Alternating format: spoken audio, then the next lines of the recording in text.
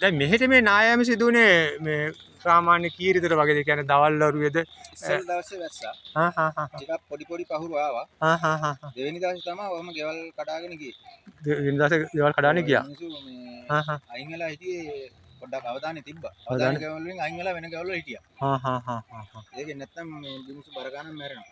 ඔව් ඒ කියන්නේ දවල් සිදුවීමේ හින්දා ඉස්සෙල් දවසේ අපිට පෙන්නුම් කරා. මොන වගේ ලක්ෂණද තිබ්බේ?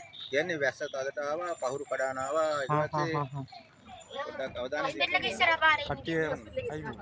ඔව් ඔබ මේ දකින්නේ උඩුදුම්බර නගරේ. මෙතන සිට කිලෝමීටර් 10ක් කළුගලට යන්න ඕනේ. අපි අද මේ ගමන යොදාගත්තේ දිට්ටා කුණාටුව නිසා තාම අමීරි අත්දැකීම් විඳගත් ගම්මානයක අසරණ වූ ඒ ජනයාට සිතට සාහනයක් ලබා දීම සඳහා අරුමුණු කරගත් ගමනක්. ඒ ගමනේදී ලබාගත් සජීව අත්දැකීම් ඔබට ගෙනින්න තමයි මම මේ සූදානම් වෙන්නේ. ඉතින් රැඳී සිටින්නකෝ. ලස්සන පරිසරයක්. දුෂ්කර වුණත් කඳු වැටි තියෙන මීදුම් ගලා යන තාම ලස්සන ප්‍රදේශයක් තමයි අපිට මේ දැක ගන්න පුළුවන්.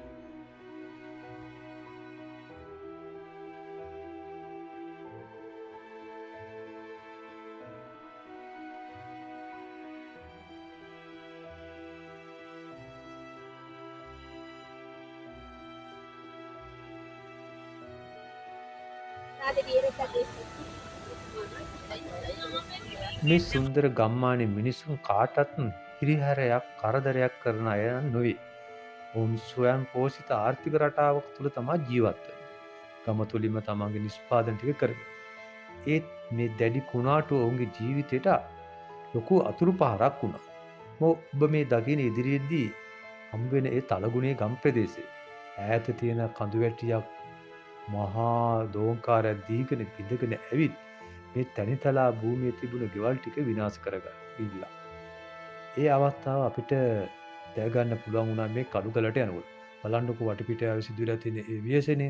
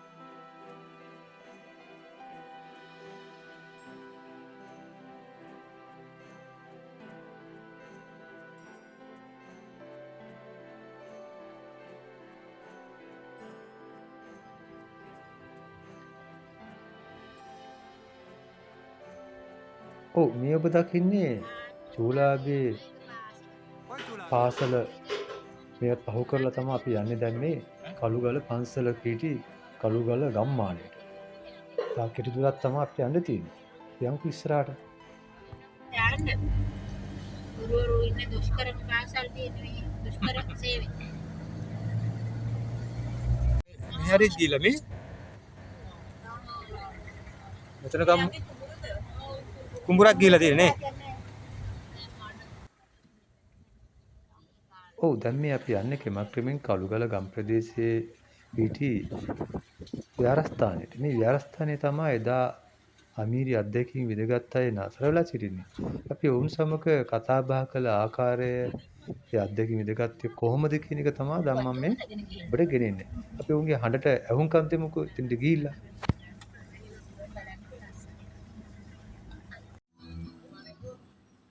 ඒතර ඈතින් පේන කන්දර මොකද්ද කිව්වේ මාතේ? මොකද? අර ඈතින් පේන්නේ දැන් අර නාය ගිහිල්ලා වගේ අපිට ඈතට පේන්නේ ගම්මානේ.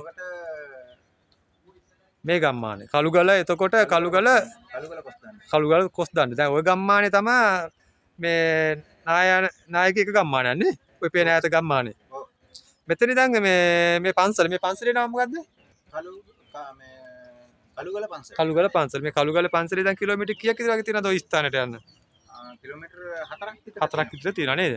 ඒතකොට ඔතනදී තමයි මේ ඔය ගම්මානේ කට්ටිය තමයි දැන් මේ ඇවිල්ලා මේ කළුගල පන්සලේ ඉන්නේ නේ. හරි. මේ තමයි එක ගම්මානක් තමයි කිව්වේ කළුගල කොස්දණ්ඩ. අර කඳු වැටි පැත්තෙන් තියෙන එක නේද? මේ කළුගල පන්සලේ දැන් කිලෝමීටර් 4ක් වගේ දුර ගියට පස්සේ අපිට එතන ස්ථානට යන්න පුළුවන් නේ. ඒතකොට දැන් මේ කඳු වැටියක් තමයි වටේට තියෙන්නේ. මේ පැත්තේ තියෙන ගම්මානේ මොකද්ද? මේ පැත්ත උඩයිලුක. උඩුයිලුක. ඔව්. ඉතින් මේ පැත්තටත් මේ නායම් සිදු වුණාද? ඔව්. මේ පැත්තට ආවනේ. උඩුයිලුක එතකොට කළුගල කොස්දණ්ඩ මේ පැත්තෙන් ආපුවම අර අපිට ඈතට පේන්නේ ඒතර ඒ නායකගේ ස්ථාන තමයි නේද? ඔව්.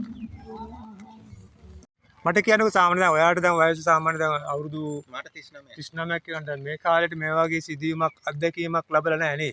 නෑ අපේ අපච්චිලාවත් දන්නේ නැල්ලු. ඒ කියන්නේ දැන් අවුරුදු 30 40කට 50කට අපච්චිලාවත් දැන් අවුරුදු 85ක් විතර. 85ක් විතර නේ. කියන්නේ මේ කාලයකට මේ වගේ නායාම දෙයකට වගේ වැස්සට ඔයගේ නාය ගිහින් නැහැ. නාය ගිහලා නැහැ. නැත්නම් මේ මේකට වගේ වැහි වැස්සලු. වෙයි වැහලා තියෙනවා. ඒනට නාය ගිහිල්ලා නැහැ. ඒකට මොකක්ද සාමාන්‍ය ගමයි කියන්නේ සාමාන්‍ය මේ වගේ නායාමකට හේතුව? සාමාන්‍යයෙන් භූකම්පනයක්වත් දන්නේ නැතුව එන්න ඇති දැනෙන්නේ නැතුව ඇති කියලා හිතනවා. ආයි කට්ටිය එහෙම ඔය කට්ටිය දැන් මේ කඳු වැටිය කඩාන එනකොට වතුර පාරේ එනකොට දැන් මේක අපි කිව්වා සමහර ගම්මානවල තිබුණා කියලා කිව්වා මේ තනිතලා ප්‍රදේශයේ ඔය වගේ ඈතින් පෙනෙන කඳු වැටිය. ඒතොරේ දැන් අර තලගුණේ කියන ප්‍රදේශයේ එහෙමනේ තියෙන්නේ. ඔව්. ඒ කියන්නේ කඳු වැටියේ තිබුණු පස්කන්ධ මහා ගඟක් බාටපත් වෙලා ඒකත් එක්කම කඩාන ආවද කොහොමද උනේ සිදුවීම? කියන්න බලන්න පොඩ්ඩක්. අපේ පැත්තේ නම් අර ලොකු කඳු කඩාගෙන ආවනේ ඇලට. ලොකු හැපැති ලොකු කඳු. ඇලවල් වලින් එනකොට ඒවා අර බ්ලොක් එකේ ගස් ගල් එක්කෙනි ගලවගෙන එන්නේ. එතකොට ඒවා කොහොම ආවා මේ ඒකල තමයි මේ ගෙවල් යට උනේ. ගෙවල් යට උනේ. ඔව්. හරි. මේ හොඳ ලොකු සද්දක් ආවා රැයට. ගිඩි ගාලා අපි ගියා තමයි කියලා. ඒලයි පැන ගන්න එම් බෑ. ඇලවල් වලින් වතුර උතුරනෝනේ. කොහොමද ඒතර බේරුණේ? එදා රෑ හිටියා. එදා බේරෙන්න දෙයක් නැහැ. එදා ගියා නම් ගියා. ආයි කියන්නේ රෑ කොහමරි ගමටලා හිටියා. යෝ. පහුවදා ඒතර ආවේ. සමහර අය පැනගත්තා. ආවේ කොහමද ඒතර? ආවේ පස්සේ පහුවදා ආවා. ඉතින් ඇලවල් වලින් වතුර මේ කඹ දාලා බැඳලා කට්ටිය එකතු වෙලා උදව් තනියම ආවේ නැහැ. අල්ලගෙන වයසක කට්ටිය බැර කට්ටිය උස්සගෙන එහෙම අමාරුවෙන් ආවේ. කණ්ඩායමත් එක්කේ. ඔව්. කිලෝමීටර් 4ක් විතර වගේ ආවා. ආවනේ. තිබ්බා කියලා කිව්වේ මේ කුඩා දිය උල්පත් වගේ දේවල් තමයි ගමේ ඔය තනින් තන මතුනේ. දැන් තාත්තේ කොහොමද මේ පැත්තේ? දැන් ආයේ ලොකු වතුරක් නැහැ මහත්තයා. වතුරක් නැහැ. නැහැ. එදා අර මොකක් හරි එක්කද මෙහුණසක් එහෙම ලොකුවට වතුර නැහැ. ඇල මාර්ගය දැන් පළලෙලා තියෙනවද එහෙම? ඔව් කිලෝ සාමාන්‍යයෙන් අඩි 15ක් විතර තිබ්බ එක කිලෝමීටර් භාගයක් විතර පළලෙලා. ඒ කියන්නේ ලොකුට හැරිලා ගිහලා කිලෝමීටර් 5ක් විතර වගේ. ඔව් දෙපැත්ත. ලොකු දැවැන්ත ගස් ඔක්කොම කඩාගෙන ආවනේ. ඒ කන්දේ තිබ්බෙව්වා. හන්දේ ඔය දෙපැත්තේ තියෙන ඔක්කොම කඩාගෙන කඩාගෙන ගිහලා අර තාපෝ තනිතල ප්‍රදේශයට වැටුණා. ඒ වෙනින් තමයි ගෙවල් එම යට වෙන්න ඇත්තේ ගොඩක්. ඔව්. හරි. මේ ගමට අපි කියන තවත් නමක් තමයි චූලාබේ කියලා කියනවා. අතර මේ ප්‍රදේශෙට එයි. චූලාබේ කියලා දැන් ඉස්කෝලයක් එහෙම තියෙනවනේ. ඔව් ඒක මේ වසන් දෙකකින් විතර එහා තියෙන්නේ. චූලාබේ ඉස්කෝලේ එහෙමනේ. ඔව්. හරි. මේ ඈත පේන කඳු වැටි ඉලුක. අපිට පේන සීමාවනේ උඩුවිලික. අර පැත්ත තමයි කළුගල කොස්දණ්ඩ. අර පැත්තට වෙන්න තියෙන්නේ පදුපල උඩුකුඹුර. පදුපල උඩුකුඹුර. ඔව් ඔන්න හරි. මේ සීමාව. ඒතර මෙතන මේ කඳු වැටියෙන් එහා පැත්ත තමයි එතකොට යහංගල. යහංගල තියෙන්නේ. යහංගල කොයි හරි සීමාවට වෙන්නද? යහංගල පේනවා මට මෙතන මේ උඩුමින්ද පේන්නේ. මේ සීමාවට. ඔව්. ආයේ පැත්තට උතර නාය ගියානේ සම්පූර්ණ. ඔව් පැත්තේ මරන්නේ මේ සම්පූර්ණ ගොඩක් විනාශ වුණානේ. ඔව්. හරි. කන්දෙන් එහා පැත්තේ යහංගල. කන්දෙන් එහා පැත්තේ මේ පැත්තනේ. ඔව්. උඩත් පැත්තේ.